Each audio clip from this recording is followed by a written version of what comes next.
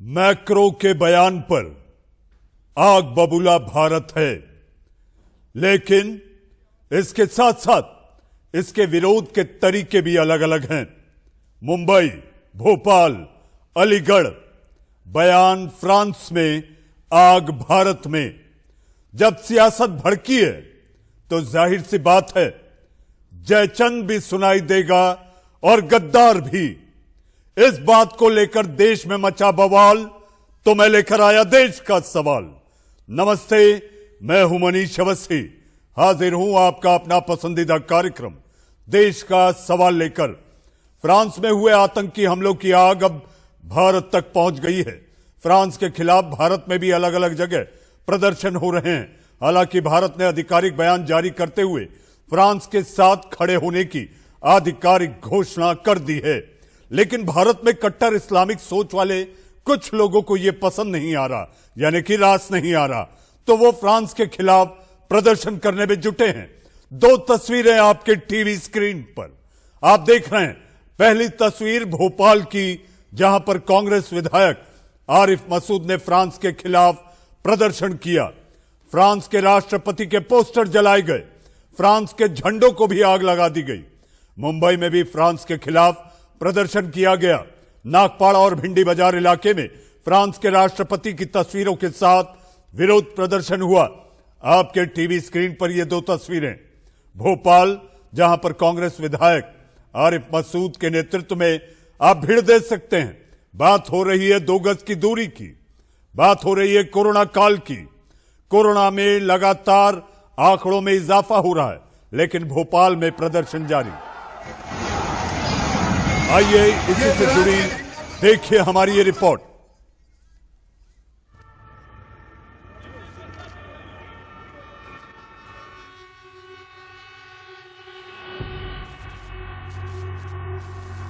सोलह अक्टूबर को पेरिस में एक टीचर सैमुअल पेटी की इसलिए गला रेत कर हत्या कर दी गई क्योंकि उसने पैगंबर मोहम्मद का कार्टून दिखाया था।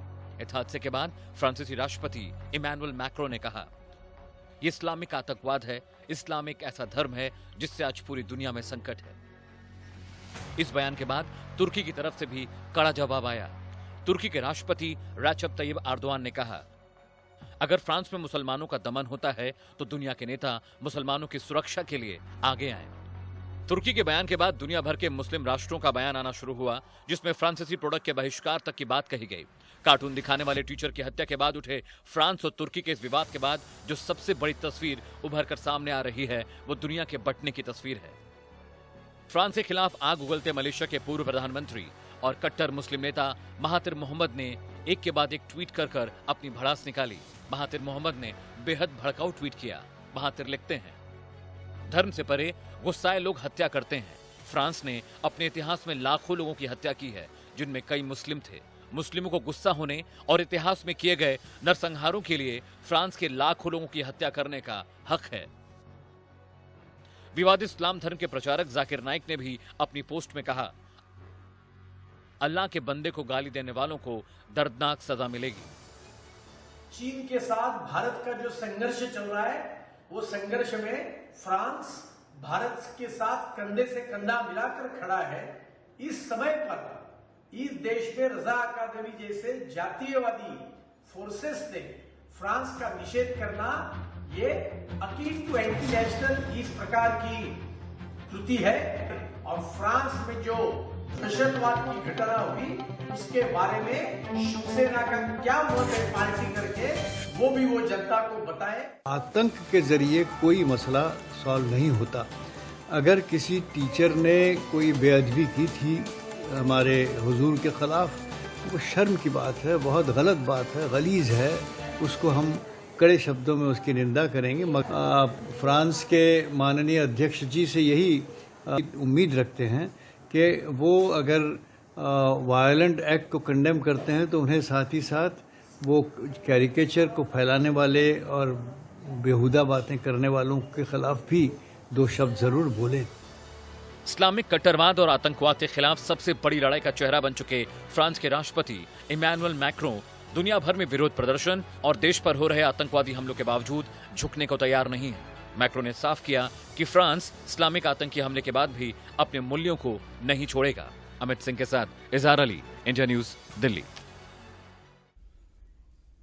जी हां, रिपोर्ट में आपने देखा कि बयान फ्रांस में दिया गया। अगर एक मुल्क जो आतंक का दर्द झेल रहा हो वो आखिर करे तो क्या करे। जी हां, आखिर इसके साथ साथ सवाल उठना लाजमी है, फ्रांस को भारत का साथ है, भोपाल और मुंबई में क्यों आग है। जी हां, ये सवाल है। कट्टरता के समर्थन में भारत में प्रदर्शन क्यों, कट्टरता के समर्थन में आखिर भारत में प्रदर्शन क्यों हो रहा है। जी हां, फ्रांस के बहाने भारत को आखिर सुलगाने की साजिश तो नहीं, ये जरूर है। देखिए, इस्लामिक कट्टरता पर आखिर क्यों बटी दुनिया, ये वो सुलगते सवाल हैं जो है देश का सवाल। और मेरे साथ इस पर बहस और चर्चा करने के लिए मेहमानों का पैनल है। पैनल में चिर परिचित चेहरे हैं, राजनीतिक दलों के प्रवक्ता और प्रवक्ता के अलावा इस्लामिक स्कॉलर भी होंगे। मेरे साथ मेरे अपने सहयोगी साथी आशीष सिंह, जो कि विदेश मामलों को कवर करते हैं और रणनीति के जानकार हैं, यानी कि स्ट्रेटेजिक अफेयर एडिटर भी हैं। आप मेरे साथ हैं। मेरे साथ कांग्रेस के तेज तर्रार प्रवक्ता सुरेंद्र सिंह राजपूत आप भी हैं, लेकिन आज आपका मुकाबला बीजेपी के यूपी से ही आने वाले प्रेम शुक्ला जी से भी है, जो कि बीजेपी के प्रवक्ता हैं। आपके टीवी स्क्रीन पर अपने ट्वीट के जरिए लगातार तंज कसने वाले और सीधा निशाना लगाने वाले वीएचपी के राष्ट्रीय प्रवक्ता विनोद बंसल साहब हमारे साथ हैं। हमारे साथ इस्लामिक स्कॉलर, जी हां, बेहतर तरीके से आप बताएंगे हाजिक खान साहब कि आखिर ये कट्टरता कहां लेकर जाएगी मानवता को, कहां लेकर जाएगी इंसानियत को। आपसे चर्चा होगी आज की इस बहस और देश का सवाल में। आप सभी का स्वागत है। सबसे पहला सवाल सुरेंद्र जी आपसे। महिला का गला रेत दिया जाता है, उसके साथ साथ आतंकी हमले में चर्च में 3 लोगों की हत्या कर दी जाती है। भारत में विरोध प्रदर्शन, भोपाल में आपके विधायक हजारों की संख्या में विरोध प्रदर्शन सड़क पर करने उतर आते हैं।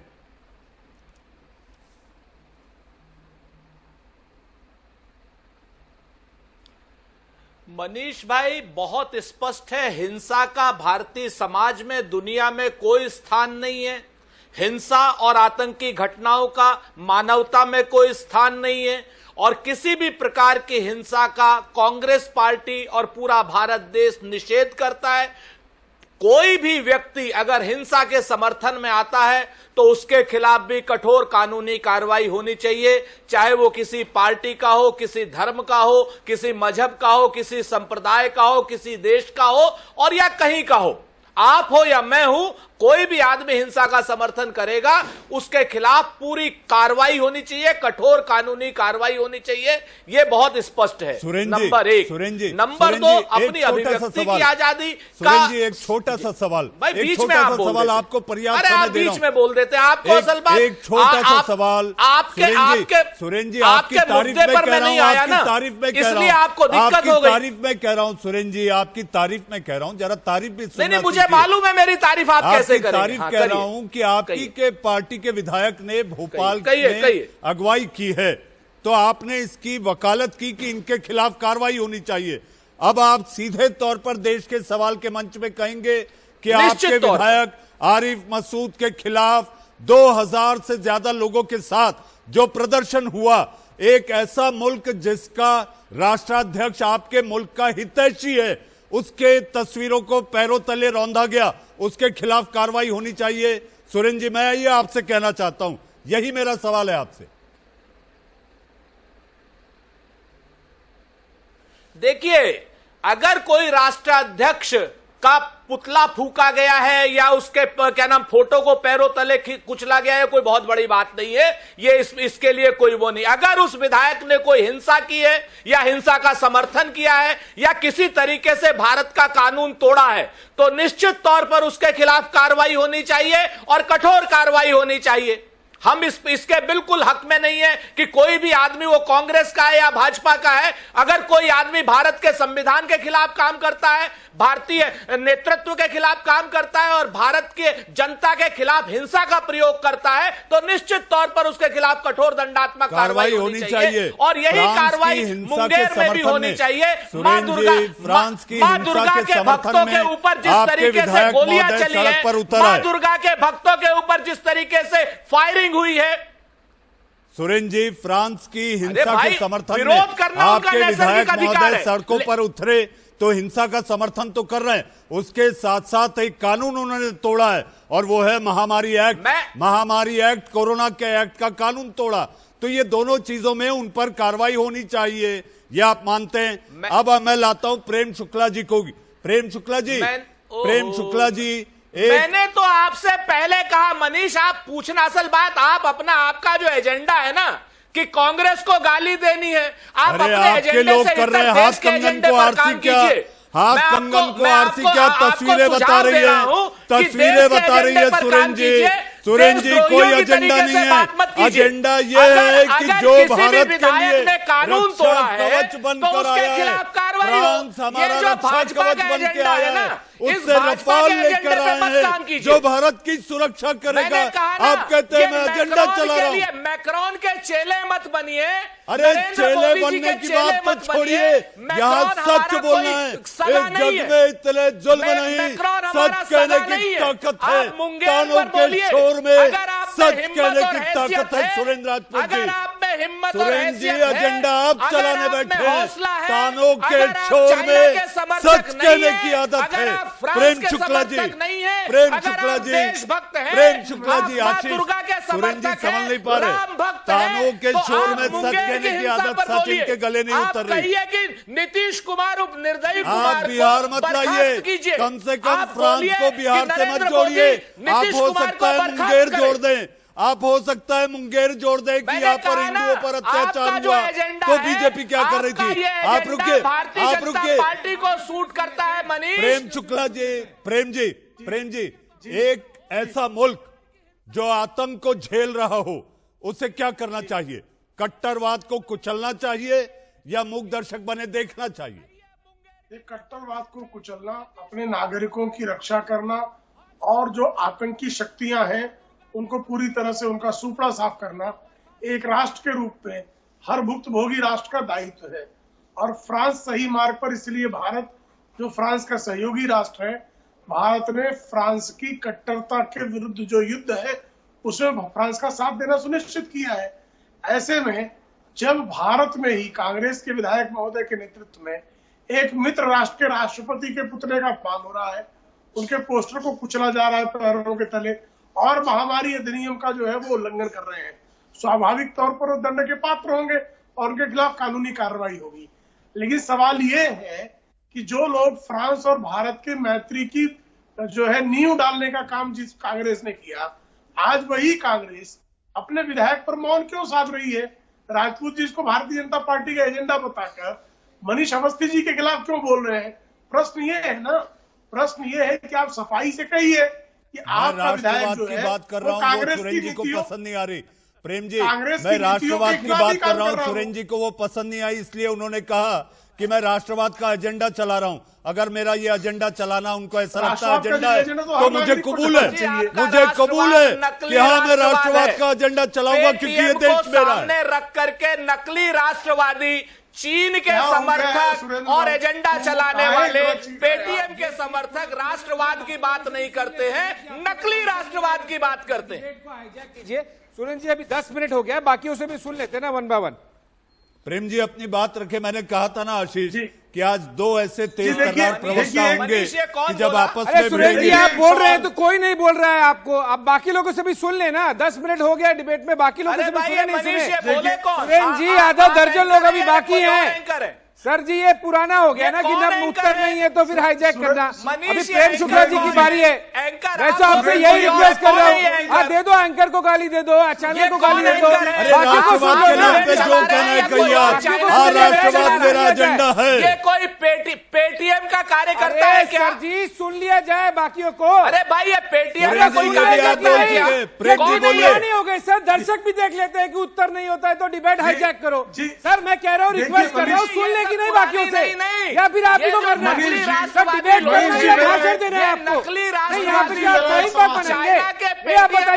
आप बताइए तो जो लोग मारे गए, अगर फ्रांस में कोई डिसीजन लिया गया, इंडिया में तो लिया नहीं गया, तो आप उनके लिए भी कोई प्रदर्शन कीजिए ना। वो तो नियत्ते थे, वो तो बेचारे थे, लेकिन आप उसके लिए नहीं करना। या छुड़वैया राजनीति करनी है यहाँ पे। इंडिया में कौन सा लॉ आ गया, इंडिया में कौन सा डिसीजन आ गया, लेकिन आपको दूसरों को सुनना नहीं है और बोलने देना नहीं है। मुझे ऐसा रिस्पॉन्सिबिलिटी ना सुरेंद्र जी, ये तो हमारी रिस्पॉन्सिबिलिटी है, क्योंकि जो बाकी पैनलिस्ट हैं ये भी तो हमारे गेस्ट हैं, ये भी तो बोले। आपसे खाली ये रिक्वेस्ट किया जा रहा है, अभी प्लीज विदाउट इंटरप्शन सुरेंद्र जी बाकियों को भी बोलने दी जाए। प्रेम जी प्लीज कंप्लीट चला रहे, प्लीज बाकियों से भी बात करें। भाई मनीष जी डिबेट कौन चला रहा है? जो है शोरगुल में वार्ता हो नहीं पाती है, न मेरी बात जाएगी न उनकी बात जाएगी, इसलिए शोर कम हो तो हम अपनी बात शुरू करें। देखिए मुद्दे की बात यह है कि जिस तरह से फ्रांस में, आपके बीच में नहीं बोला, ये कौन बीच में बोल रहा है मुझे मालूम नहीं। अरे ये प्रेम शुक्ला जी है, बीजेपी प्रवक्ता है। सुरेंद्र जी प्रेम शुक्ला जी हैं, बीजेपी प्रवक्ता है, प्रेम से कह रहे हैं, प्रेम से कह रहे हैं भारत माता की जय, हिंदुस्तान जिंदाबाद। आप भी नारा लगाइए, क्या बुराई है, वो प्रेम से ही तो कह रहे हैं। देखिए मुद्दे की बात ये है कि हिंदुस्तान जिंदाबाद, हिंदुस्तान जिंदाबाद, कौन नहीं लगाएगा हिंदुस्तान की जिंदाबाद, भारत माता की जय कौन नहीं लगाएगा? ग्लास उठाए तो पी लीजिए, जिंदाबाद ग्लास उठाए तो पी ही लीजिए। Prem ji please go ahead. देखिए जिस तरह से फ्रांस में, अरे आप हैं कौन, मैं नहीं देख पा रहा हूं भाई। आप नहीं सुन रहे थे ना स्टार्टिंग में, क्योंकि आप यूनिलैटरली कम्युनिकेशन में बिलीव करते हैं, इसलिए प्रेम जी भी कौन है आपको नहीं सुनने में आ रहा है, हम भी कौन है। ठीक है सुन लीजिएंगे, बाकी से भी सुन लेंगे तो आपको समझ में आ जाएगा कौन क्या है। मल्टीलैटरल में करते हैं सर। अरे सर एक ग्लास और पानी भिजवाएं, चाय कॉफी भी पियेंगे क्या? और मनीष जी को डिबेट चलाने दीजिए। अरे ये मेरे सहयोगी साथी है, ये मेरे सहयोगी साथी है, आप भी जानते हैं, आशीष सिंह है, रणनीतिक के जानकार हैं, हमारे स्ट्रेटेजिक अफेयर एडिटर हैं, विदेश मामलों को कवर करते हैं। सुरेंद्र जी आपने भी तो कई बार इनके साथ डिबेट की है। प्रेम जी आप बोले तो मैं विनोद जी के पास चलूं, क्योंकि मुझे ऐसा लगता है कि देश के सवाल में सुरेंद्र जी विनोद कर रहे हैं।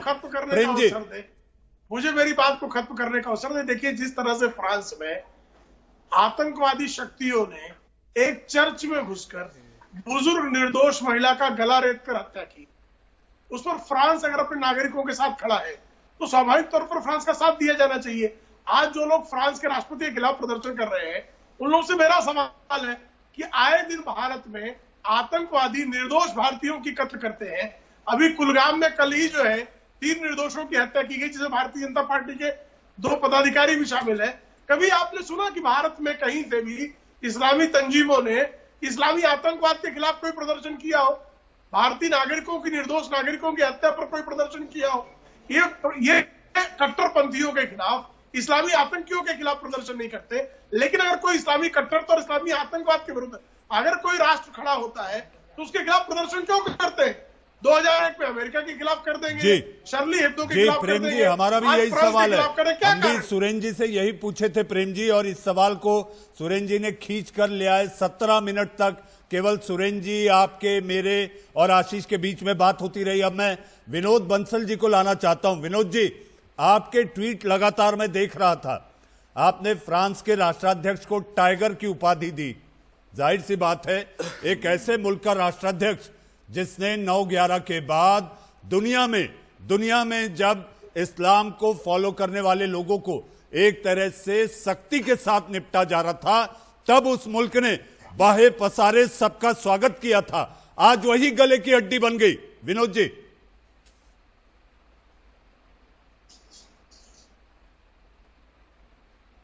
इनका एडवर्टाइजमेंट आप उससे कर रहे हो, उसमें से कुछ पैसे जो है ना, ये इनके कांग्रेस के प्रवक्ता को भेज देना, उन्होंने भी पेटीएम का बहुत एडवर्टाइजमेंट किया है।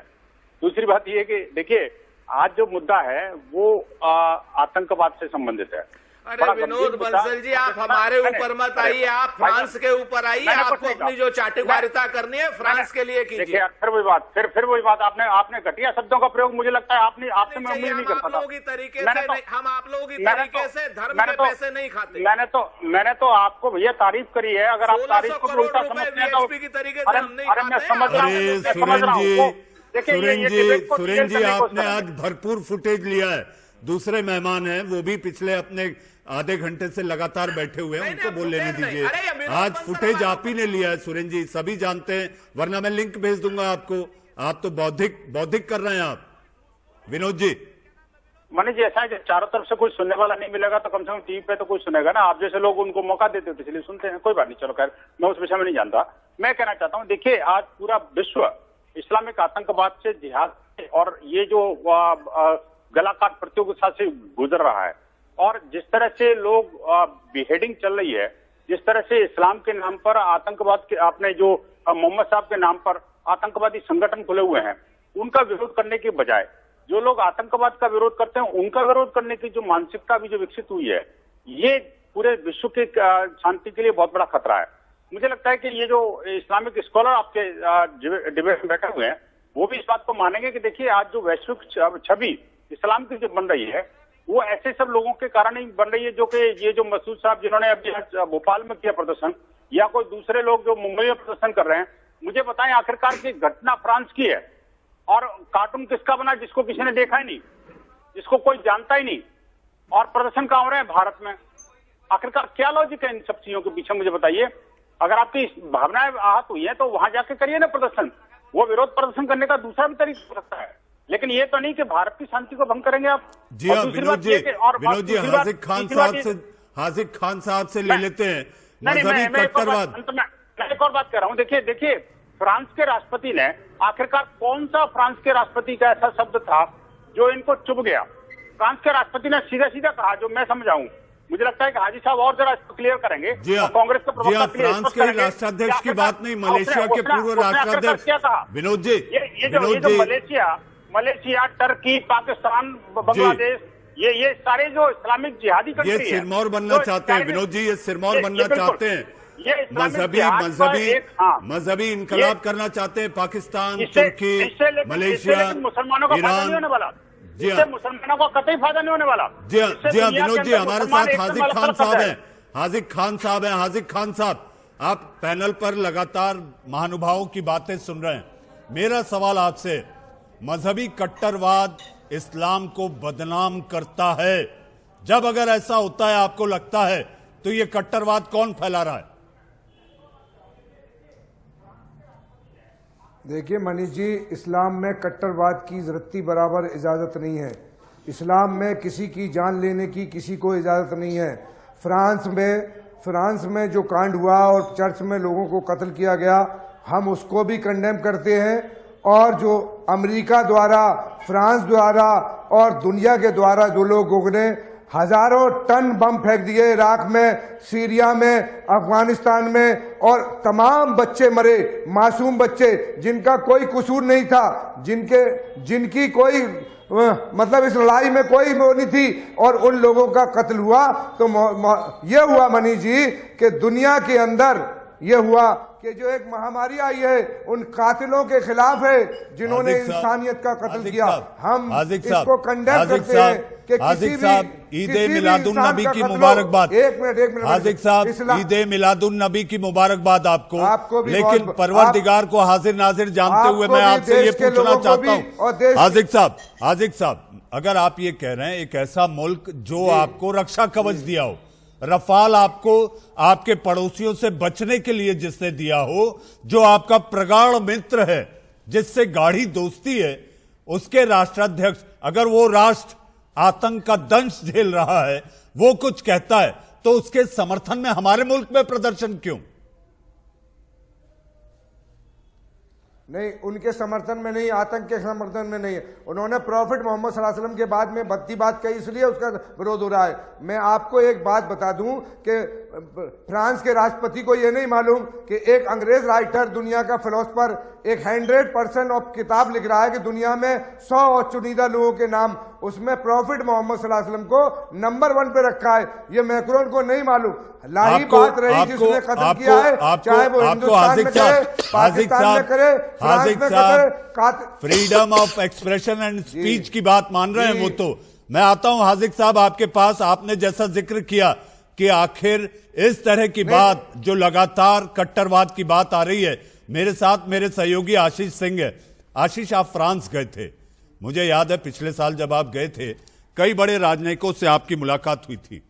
मलेशिया के पूर्व राष्ट्राध्यक्ष का आपने एक ट्वीट देखा होगा आशीष, वो अपने आप में इतना भड़काऊ है, वो ये चाहते हैं कि पूरी दुनिया में आग लग जाए।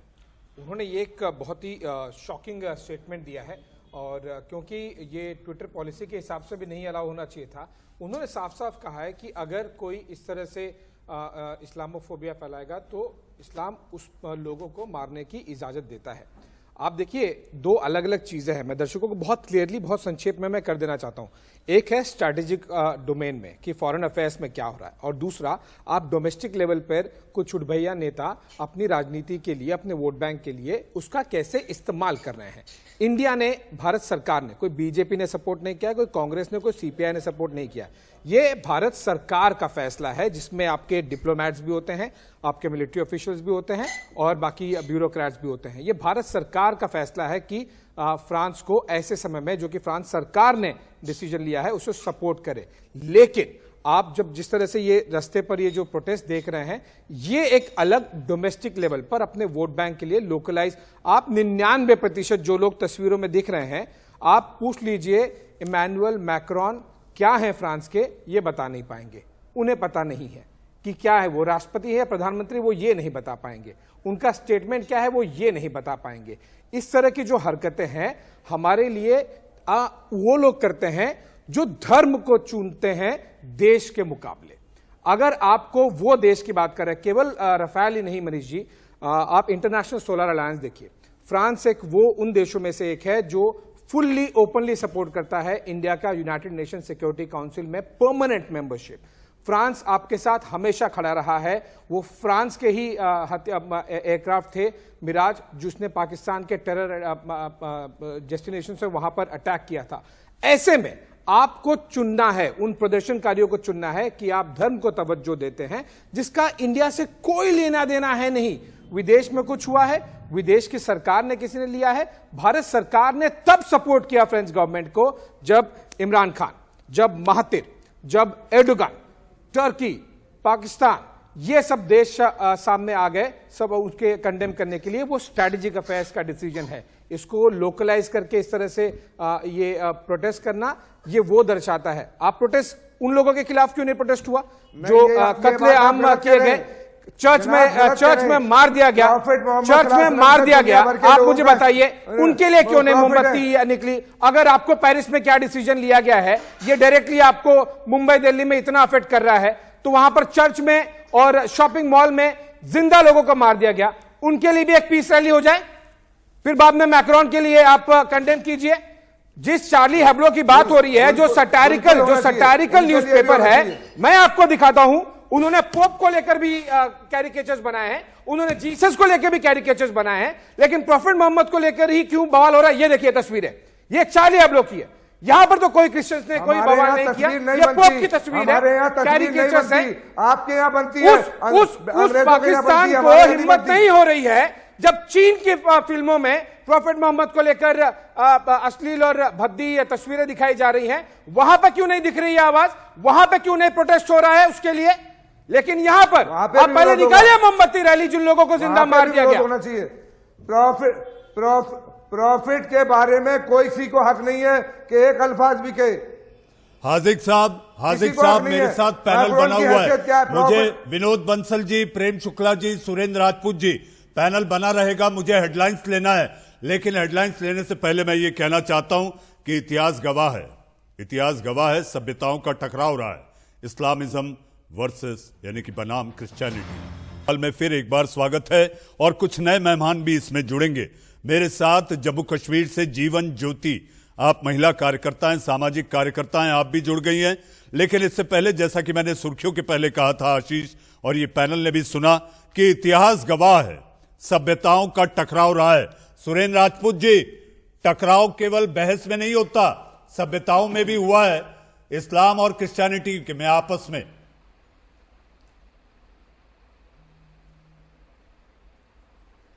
देखिए, आज मैं पहली बार आशीष भाई की बात से 100% सहमत हूं। आशीष ने जितनी बातें कही बहुत अच्छी कही, इसके लिए इनको बधाई के पात्र हैं। ये दो बातें इन्होंने बड़ी महत्वपूर्ण कही।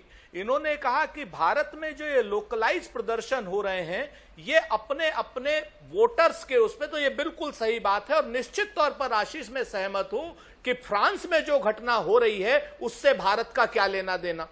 बहुत स्पष्ट रूप से मैक्रो का अगर आप ये पुतला यहां पर लगा रहे हैं, फोटो लगा रहे हैं, महातिर मोहम्मद की भी लगा दीजिए। उस महातिर मोहम्मद की भी फोटो के ऊपर इसी तरीके से जूते चलने चाहिए और पूरे तरीके से क्या चलने बात चाहिए, है सुरेंद्र ना जी, तो महातिर मोहम्मद और ना ही कोई सुरेंद्र किसी जी, देश आप का तालियों के राष्ट्रपति। काबिल है। हाँ, आपको तालियां। ठीक है जी। बहुत नहीं, बहुत स्पष्ट है कि महातिर मोहम्मद की भी यहीं पर फोटो लगनी चाहिए, इमरान खान की भी यहीं पर लगनी चाहिए और इसी तरीके से जूते चलने चाहिए उनके ऊपर। क्योंकि हमारे देश के सांप्रदायिक सौहार्द को बिगाड़ने की इजाजत किसी को नहीं दी जा सकती। लेकिन बिगाड़ता कौन है? बिगाड़ते हैं टीवी पर बैठ करके वो एंकर्स, वो प्रस्तोता और वो पार्टियों के लोग जो कहीं ना कहीं अपने चुनावी रणनीति को लेकर के यहां पर बैठते हैं। मैं पूरी तरीके से आशीष से सहमत हूं कि इंटरनेशनल स्ट्रेटजी अलग है, लोकल पॉलिटिक्स अलग है, इन दोनों को कतई नहीं मिलाया जाना चाहिए। भारत देश की एकता, अखंडता और भारत देश का स्वाभिमान और भारत देश के जितने हमारे देश के नागरिक हैं उनको अपने धर्म को जीने की पूरी आजादी है। लेकिन हमारे देश के धर्म को सुरेंद्र जी का क्या टर्न अराउंड है ब्रेक के बाद? डिसाइड करेगा और ना ही मलेशिया डिसाइड करेगा। सुरेंद्र जी हमारे साथ जीवन ज्योति जम्मू कश्मीर से हैं। जीवन ज्योति, आपका स्वागत है, आप देर से जुड़ी। लेकिन मेरा सवाल है, अलगाववाद और कट्टरवाद ने जो जम्मू कश्मीर को नुकसान पहुंचाया है, इसकी दवा और इलाज अभी तक नहीं मिल पाया। जी, वो तो इलाज बीजेपी ने पिछले साल ही जबरदस्ती देने की कोशिश जो की इन्होंने, पर वो नाकामयाब रहे। धारा 370 हटाई गई, जो कि अनडेमोक्रेटिकली हटाई गई। पार्लियामेंट में जो बिल पास किया गया धारा 370 हटाने, तो बीजेपी ने कहा कि हम आतंकवाद हटाएंगे, हम आतंकवाद का नामो निशान मिटाएंगे। तो आज मैं ये पूछती हूँ कि आज वो बीजेपी कहाँ है जो अपने ही लीडर्स को बचा नहीं पा रही है कश्मीर के अंदर, जब उनके लीडर्स कश्मीर के अंदर पिछले ही दिनों एक सिख लीडर की जब प्रेम जी, जीवन आपसे सवाल कर रही है, जीवन आपसे सवाल कर रही है कि जम्मू कश्मीर की ज्योति कहाँ है? जम्मू कश्मीर में एक आतंकवादी को ढूंढ कर कुचला जाएगा, मारा जाएगा, ये भारतीय जनता पार्टी के नेतृत्व वाले केंद्र सरकार का संकल्प है। और इसी का परिणाम है कि आप जो है पिछले साल अनुच्छेद 370 के संशोधन के पहले किस तरह से वहां विद्यालय जलाए जाते थे, किस तरह से वहां पथराव होते थे, किस तरह से वहां सेना और पुलिस पर हमले होते थे, आज वो हमले हो रहे हैं क्या? ये सही बात है कि कोरोना के कारण जो है जिस तरह से वहां विकास कार्यक्रम प्रारंभ होने चाहिए थे वो नहीं हो पाए। लेकिन आतंकवाद को कुचलने में जो सफलता 1990 से लेकर 2019 और 2019 से लेकर 2020, आप तुलनात्मक अध्ययन कर लीजिए। यहाँ पर आशीष सिंह जी खुद स्ट्रेटजी के फेयर के एडिटर बैठे हुए हैं और मुझे लगता है कि हम लोगों से बेहतर वो निष्पक्ष से इस पर प्रकाश डाल सकते हैं। ये 1989 से लेके 2019 तक जो कश्मीर की स्थिति 20 वर्षों में रही, जिस तरह से आतंकवादियों ने नंगा नाच किया और आज की जो स्थिति है, क्या कोई अंतर नहीं लगता है? तो ये सबसे बड़ा सवाल है कि बीजेपी ने जो वादे किए कि हम धारा 370 के बाद आतंकवाद का नामो निशान मिटाएंगे, उसको नामो निशान कम से कम आधा भी आतंकवाद नहीं गया है, 10% भी आतंकवाद जम्मू कश्मीर से नहीं गया है। ये सबसे बड़ा सवाल है यहाँ पे जो बीजेपी के प्रवक्ता है उनसे।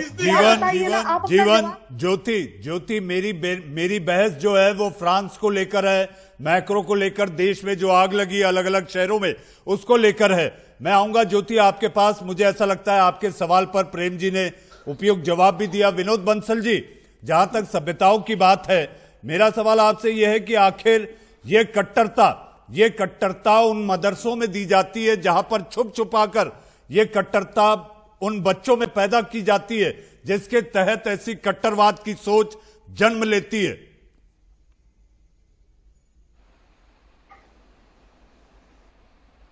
की बात करो या मलेशिया की बात करो या बांग्लादेश की बात करो या टर्की की बात करो, ये वो देश हैं जहां पर कि ये सारे सत्ता जो है मदरसे चलाते हैं और जहां पर मस्जिदें जो है सोसाइटी को और सरकार को गवर्न करती हैं, जहां की सरकारों को मिलिट्री गवर्न करती है।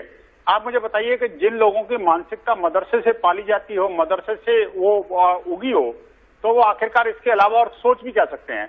वो कभी विकास की बात नहीं कर सकते, आगे बढ़ने की बात नहीं सोच सकते, वो आखिरकार प्रगति की बात और आधुनिकता की बात कल्पना भी नहीं कर सकते। मैं कहता हूं देखिए, कम से कम बाकी लोगों को, भारत के मुसलमानों को इस बात को समझना चाहिए कि आखिरकार हम भारतीय मुसलमान हैं, हम प्रगतिशील मुसलमान हैं, हम प्रगति के साथ में अब चलने वाले लोग हैं। हम देखिए, प्रॉफेट मोहम्मद साहब के उनके कोई निरादर करता है तो निश्चित रूप से उसकी निंदा मैं भी करूंगा, लेकिन ये नहीं कि किसी ने ये कह दिया कि आपने कार्टून बना दिया और कार्टून बनाने के कारण आप गला काट रहे हो और उसको फिर आप जस्टिफाई करो। मुझे लगता है कि ये जितने भी हमारे बैठे हैं, कोई भी इस बात को अलाउ नहीं करेगा। एक बात अंत में मनी जी मैं ये पूछना चाहता हूं आपके इस्लामिक स्कॉलर साहब से कि आखिरकार वो ये बताएं कि आखिरकार वो जो मैक्रोन ने ऐसा कौन सा शब्द बोल दिया जिसकी वजह से पूरे दुनिया के अंदर जो जिहादी कट्टरपंथी सोच है उन सब लोगों को एक होना पड़ रहा है। हाजिर खान साहब, बहस के आखिरी पड़ाव में हूं, विनोद जी के सवाल का जवाब दीजिए। और मेरा सवाल यह है आपसे कि आखिर आपकी आस्था, आपकी विश्वास आपके धर्म के प्रति निश्चित होनी चाहिए, लेकिन आप दूसरे से घृणा करें, यह कौन सा धर्म सिखाता है? और इसके साथ साथ इस्लाम तो खुद कहता है कि कोई आकृति नहीं है, खुदा हर जगह है। वो धर्म नहीं, अधर्म है। हाजिर खान साहब, ये हाजिर साहब ने पिक्चर की बात करी, हम पिक्चर को नहीं मानते। हाजिर साहब, विनोद जी मैं जवाब ले रहा हूं, विनोद जी मैं जवाब ले रहा हूं हाजिर खान साहब से। ठीक है विनोद जी। हाजिर साहब, कि दुनिया के किसी मजहब के बारे में एक अल्फाज नहीं कह सकता कोई मुसलमान, एक अल्फाज मुसलमान को इजाजत नहीं है। रामचंद्र जी और कृष्ण जी के बारे में, किशोर के बारे में ये कहा गया है कि ये हो सकता है प्रॉफिट हो, इसलिए इनके बारे में कोई भी अपने पास से ऐसी बात न कहे। ना हम ईसाइयों के बारे में कह सकते, हमारे लिए सारे मैसेंजर हैं, लेकिन जो लोग किसी प्रॉफिट मोहम्मद सल्लल्लाहु अलैहि वसल्लम के बारे में आसमान से बुलंदियों तक उनकी ऊंचाई है, उनके बारे में कोई भी अल्फाज बोलेगा वो जुबान खोलना उसका ऐसा है जैसे अपने ऊपर थूक लेना। जी हाजिर साहब, आपको ये समझना होगा, आपको ये समझना होगा कि कोई धर्म ये भी नहीं सिखाता, कोई धर्म ये भी नहीं सिखाता कि आप किसी का निहत्ते का निरपराधी का किसी का आप गला काट दे, गला रेत दे। प्रेम आशीष, मैं आपके पास आना चाहता हूं। करने की इस्लाम ने सवाल है, फ्रांस का ये विरोध इस्लाम के खिलाफ या आतंक के खिलाफ? किसी इंसान की जान को जानी। और मैं देखिए, विनोद बंसल जी ने एक प्रश्न पूछा, विनोद बंसल जी ने एक प्रश्न पूछा और उसका उत्तर मोस्टली लोगों के पास नहीं है, जो हाजिर खान साहब ने भी नहीं कहा। ऐसा क्या कह दिया मैक्रोन ने इस्लाम के खिलाफ, आप मुझे बताइए, जिस वजह से ये दुनिया भर का ड्रामा हो रहा है? बॉस कुछ नहीं कहा है, मैं आपको बता रहा हूं क्या कहा है। इमैनुअल मैक्रोन, फ्रांस के राष्ट्रपति ने कहा है, फाइनल असॉल्ट अगेंस्ट रैडिकल इस्लाम, कट्टरपंथ जो जान ले रहा है लोगों की चर्चेज में घुस के, उसके खिलाफ कार्रवाई करने का समय आ गया है। आप मुझे बताइए हाजिर खान जी, अगर 18 मिनट में मुसलमान हो रहा है फ्रांस में, 18 मिनट में फ्रांस में एक आदमी मुसलमान हो रहा है, क्या बात कर रहे हैं आप? हाजिर खान साहब, हाजिर खान जी पहले बताइए, आप मातिर के ट्वीट का सपोर्ट करते हैं अगेंस्ट करते हैं? मातिर के ट्वीट का सपोर्ट करते हैं अगेंस्ट करते हैं? You are scholar. हाजिर खान साहब, आप मुझे बताइए, मातिर ने जो कहा वो सपोर्ट करते हैं या उसको कंडेम करते हैं? ऐसा कहता है, इसकी जगह देता है इस्लाम? बताइए। हम कट्टरता का किसी का समर्थन नहीं करते। जी आप मेरे साथ, कहां है वो प्रोटेस्ट? कहां है मातिर के खिलाफ वो प्रोटेस्ट? आशु, मुझे प्रेम शुक्ला जी के पास जाना है, चूंकि मुंबई से हैं। चूंकि मुंबई से हैं और मुंबई से जुड़ा हुआ एक सवाल है प्रेम जी, यह आखिरी सवाल है प्रेम जी। 2012-2013 में आप एक अखबार के संपादक थे, मैं उसका नाम नहीं लूंगा, ये सब जानते हैं आप किसके संपादक थे। आपको याद होगा म्यांमार की एक घटना पर मुंबई में बवाल मचा था प्रेम जी, आपको याद होगा। बाला साहब ने क्या कहा था आपको ये भी याद होगा प्रेम जी, लेकिन आज उन्हीं के सुपुत्र की सरकार है साइलेंट। निश्चित तौर पर जिस तरह से आदरणीय उद्धव ठाकरे जिस तरह से फ्रांस के राष्ट्रपति के पोस्टरों का अपमान किए जाने पर मौन साधे हुए हैं, यह देखकर हिंदू हृदय सम्राट शिवसेना प्रमुख दिवंगत बाला साहब ठाकरे की आत्मा फ्रांस के राष्ट्रपति है भाजपा के कोई सगे लगते हैं क्या? निश्चित तौर पर मोहम्मद के भी पोस्टरों के जूता चलाइए और मेट्रो के भी चलाइए, क्या दिक्कत है? प्रेम सुपला जी के सगे। मुझे बहस खत्म करनी है आशीष, लास्ट कमेंट, मुझे बहस खत्म करनी है। मैं दर्शकों को आपके बस ये कहना चाहूंगा, देखिए आपको दो आई में से एक चूज करना पड़ेगा, इंडिया वाला या इस्लाम वाला, धर्म बड़ा या देश बड़ा।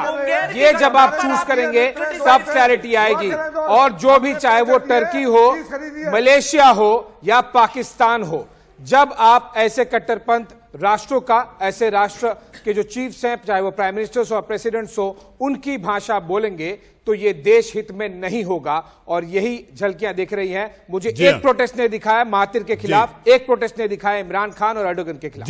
जी हाँ, देश का सवाल मुझे खत्म करना है। पैनल में आप लोग सब जुड़े, लेकिन जाते जाते मैं ये कहना चाहूंगा आशीष, आपने जिक्र किया कि जब बुरा वक्त होता है तो केवल दोस्त खड़ा होता है, तो हमारा देश भी ये कहता है, यारा तेरी यारी को मैंने तो खुदा माना। देश का सवाल में आज के लिए बस इतना ही।